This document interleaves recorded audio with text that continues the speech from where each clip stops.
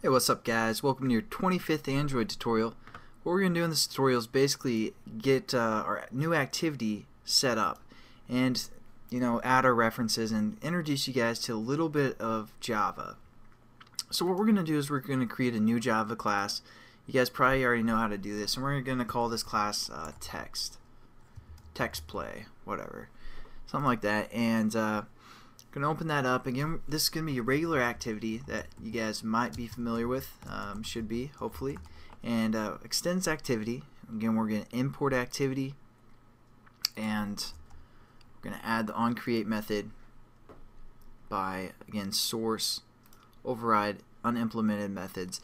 And this is probably the last time I'm going to show you guys how to get your activity set up, so pay close attention. I wasn't even going to show you in this tutorial, but I thought I'd show you one last time just so you guys know what's going on. And now all we need to do, since this is a regular application, we're going to say set content view.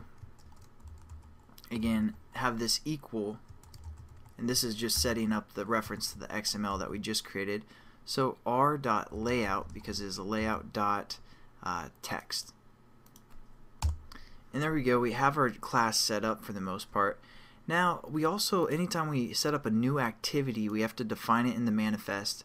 If you guys remembered that. So I'm going to open up the Android manifest, and what we can do is we can copy and paste one of the default activities that we have set up and paste it. And then down here we're going to change again the text to, or our class name to text play instead of menu. And also what we can do is we can delete this whole intent filter. And I'll explain why in a second if you guys haven't figured that out. But why we can delete that intent filter is because all it's saying it's a default category. Sorry, it's a default category, so we won't really need that because this is going to kind of assign it as a default category anyways. That's just kind of for a special category like a launcher. The other thing is the action name. And we aren't opening these activities anymore by the action name because we're going to go into our, our menu class, and again it opens it by reference to the class name. So we don't even have to get the action name anymore because we're referring to the class path. And the other thing that we're going to do real quickly is set up, instead of example1, we're going to call this text play. Again, just like that class we set up, exactly the same text, case sensitive and everything. So now our list activity will be able to open this class. So that's why we kind of set up that list activity. I know it's kind of confusing to go through, but it's an easy reference to access all of our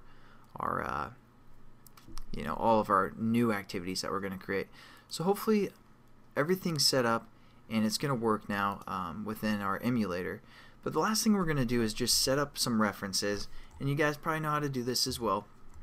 So we're going to say button, because we have a button, and we're going to call this check command.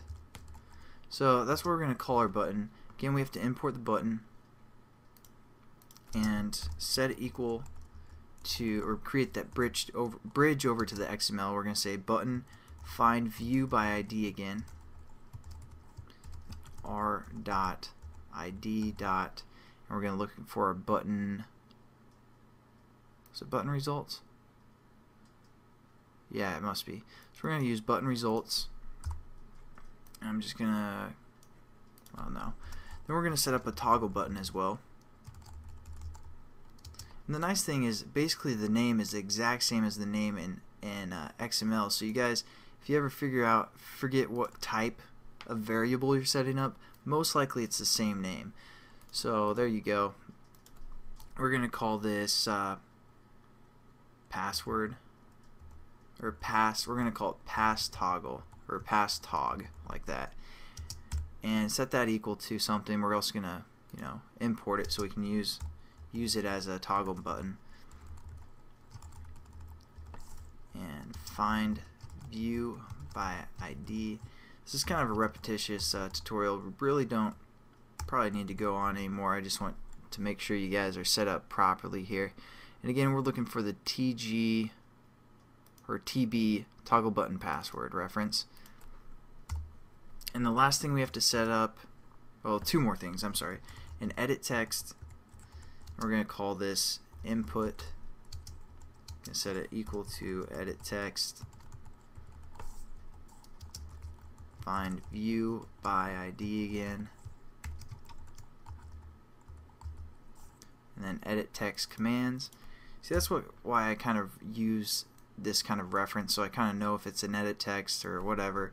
It makes it simple for me to remember. You guys can label those however you want, those identifiers. Again, you have to import edit text, and we also have one last one, which was our text view.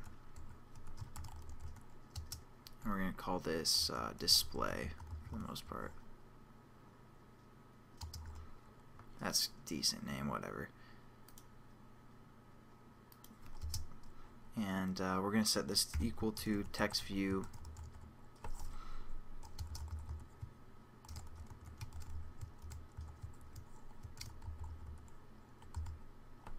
and text view results. So there we go. We basically have everything initialized for the most part, and I just wanted to review that because it's been a while since we used or worked with a regular activity and kind of made these reference bridges over from the XML. But again, this is probably the last time I'm going to show you guys how to set up an activity. But remember, every time you set up an activity, you want to define it in the manifest, and we're also going to change our menu class so it adds to the item for the most part. So we're going to save it and run it real quick. Make sure that list activity works. Sorry, I was messing around earlier. And that's kind of what the past, oh, I'll get to that in a sec, next tutorial or so. So hopefully this works. I don't know. Pretty boring tutorial. Really didn't learn anything new, just kind of reviewed. But you know, it's always good to review a little bit when you guys are new. So there you go. Now we have, whoa, I think my mouse just died. But now okay, no we don't. Now we have that new item, and again, it's when we click this, it's referencing it by the class name and starting the activity due to the class name, which will open this up. If you guys can't get that to open up, make sure that this list view item is the exact same as that new class that we created, or that new activity, and also make sure that that activity is defined in the Android manifest. So thanks again guys for watching. I'll catch you guys in the next tutorial where we'll do some Java programming. Have a good one.